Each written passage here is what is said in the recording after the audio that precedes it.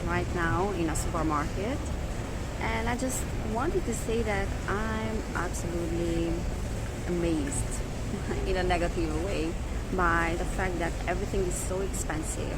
So let me just give you an example. I used to live in the UK, and like a few years ago, fajita like this, I'm gonna show you, like a fajita kit like that used to be around, I don't know, £3, and now it's like 8.35 euros. £3 is like around €5, and now it's 8 something. So I'm absolutely shocked by the prices. Okay, so I just wanted to do like a blog like stuff. Oh, and this Pride stuff is everywhere, especially at the kids section. Like, look at that. I mean, I don't want to be very picky. I don't know if it was like that some time ago, but I can definitely say, and I can definitely tell that this is part of the programming. You are no longer associating rainbow with something that is innocent, with something that is childish. You are associating rainbow now with LGBT or LGBTQ, whatever. I don't know how many letters you have there. So you get my point. This is no longer like an innocent thing, and it has absolutely nothing to do with tolerance. This is just virtue signaling, and it's toxic. So it is absolutely crazy to see this rising cost of living. In Eastern Europe, where I live as well, it's getting wild. But as you are coming to the west, it's getting wilder and wilder. Not to mention that many places are not accepting cash, or it is getting harder and harder to be able to pay with cash. So I'm paying with cash everywhere that I can. I'm using my card as little as possible. But some places are just making it absolutely impossible to use cash as a payment method. Yesterday, one of my friends that I'm with right now did an online order, and they were charging him more just because he wanted to pay cash. They are charging you maybe 10% more just because you want to pay cash and you don't want to use your card. And we will see more and more of that in the future.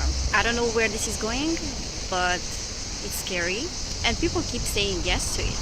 People keep accommodating to this control mechanism. We crossed Italy as well, so we went through Italy, through the north of Italy, and we spent a few days there as well. And it was interesting to see there as well and here as well more and more of these little cars that you can drive without even having a driving license. So those little electric cars. So as the cost of living is rising, we are starting to shrink more and more as a society. We are accepting smaller cars, like a little box, to drive a little box. We are accepting tiny houses. Everything is just about convenience. So everything is just about life getting so difficult and so expensive that you are given a checkmate situation, that you have to shrink yourself in order to survive. We don't even notice that as time goes by, we accept it as something that is normal.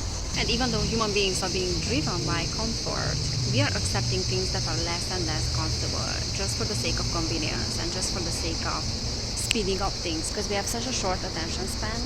And we are being bombarded by loads of things every day, and there's so much stimulation that the nervous system just can no longer deal with that.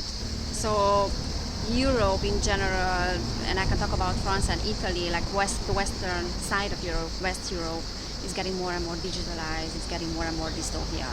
Like, there's a huge difference between how things were when I was here last time, 8 years ago, and how things are now. So at the moment I'm at a marina in France, and there's a place called Mondaly-la-Napoule. And this area in France, the south of France, is very significant for me because I used to be here 8 years ago. And I wanted to talk about that a little bit because that has to do with Venus retrograding at the moment.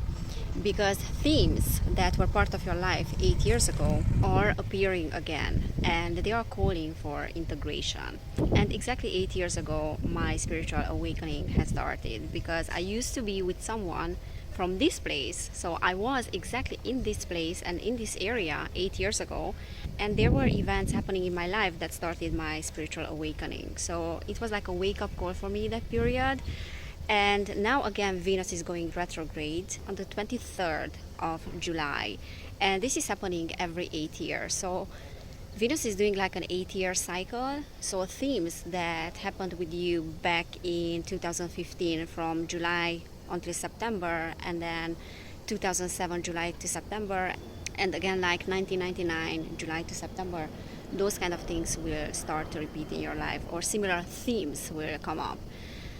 So yeah, at that time I experienced betrayal, and Venus is in the exact position in my chart and is bringing back those kind of things, and they're calling for integration. So it's very interesting because I didn't plan this trip at all. It was a very spontaneous, very just sudden thing, that happened. And I would have never imagined that I will be in the same place as I was 8 years ago.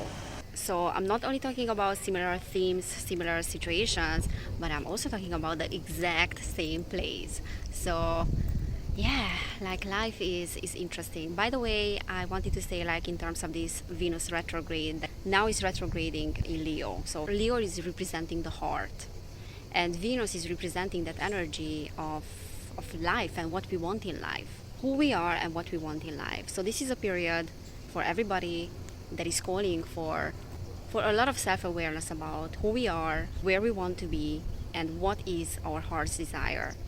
So if themes related to people, situations, patterns are coming up that we want to let go of, this is a great period to do so.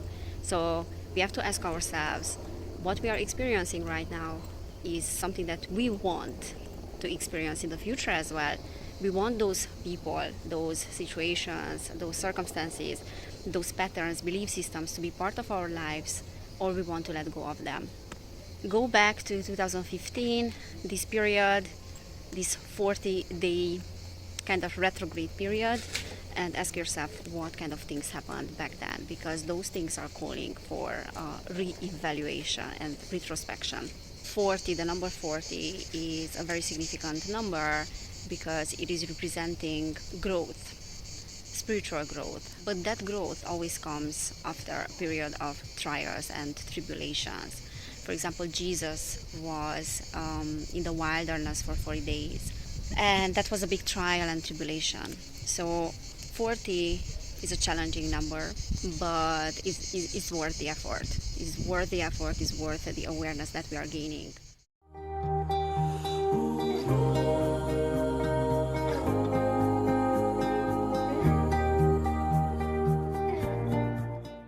So relationships and friendships are calling for a change, and Venus being in Leo is giving us this courage to change our circumstances, is giving us the stamina. Leo is very courageous because it's ruling the heart. It's going to give you the courage to make changes to things that are related to the heart.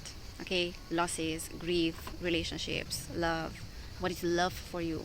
What love is representing for you? What is the definition of love for you? What is your self-awareness about love? What is your definition of love and self-love? The fact that you're giving so much of yourself to other people, is that love? Does it have to do with self-love? Or is more like this codependency and being afraid of conflict? Okay, these kind of questions. So we can gain definitely much more self-understanding, just tuning into what we really want. This is what this period is about. And letting go of old things that are still affecting your heart, old losses, old grief. Yeah, so that's why life is bringing similar situations and similar people into our lives to see things from a different perspective, to see that there's another way, that we don't need to stay in that place, and we can accept, and accepting what happened to us, accepting the losses doesn't mean that we are agreeing with the wrongdoings of other people. Acceptance means that we swallow the truth, we swallow reality, and we move on. But swallowing the truth is challenging. It's not easy. No one said that it's going to be an easy process. But as I said, it's worth it. So yeah, I wanted to do a little bit of vlog, which I have never done. But yeah, it's a beautiful place, but it's really hot this morning. I came for a walk and now I'm heading back to see my friends. Alright guys, so bye, take care and have an amazing rest of July.